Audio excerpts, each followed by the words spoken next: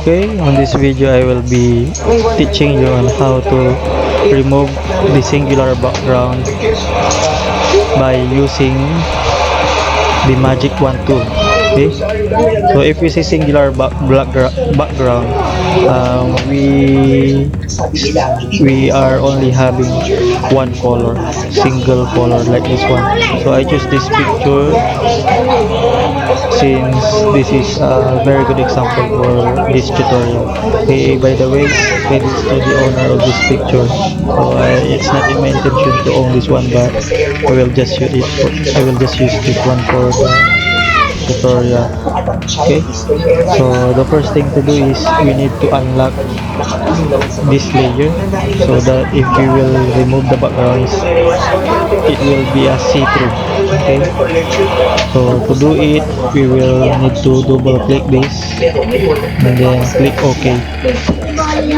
So next we need to click the magic wand tool.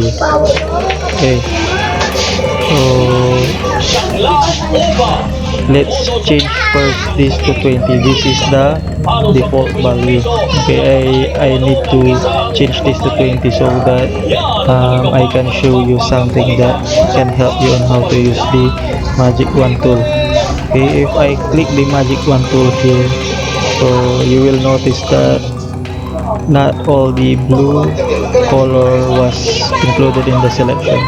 Okay, that means that the tolerance is very low. Okay, so if we were going to increase this by 40, so anyway this is just a trial and error. This will depend on how do you want this tolerance will be set.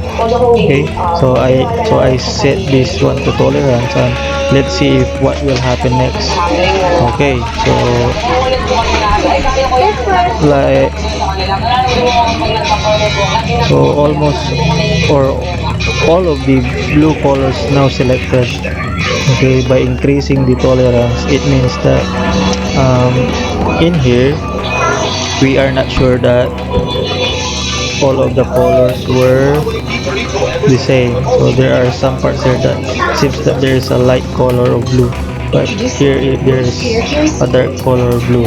So if we will increase the tolerance, the selection will increase also its detection of the color with the sample here. So that's why it includes more color blue that is nearest to the sample. So the sample side is here we click. Okay, so what's next? In order for us to remove the background, so we're done selecting the blue color, so we just need to click the delete button on the keyboard. Okay, that's all. So if we will examine this carefully, there are some not very fine finish here, but we can just finish it by using the eraser tool.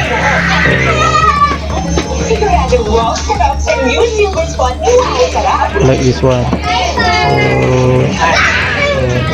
By the way, this is how to use the magic wand tool to remove a certain color, singularity color in a certain picture. Okay? If you still have requests for a tutorial, so just don't forget to click the subscribe button and comment your request video, and of course for more coming videos,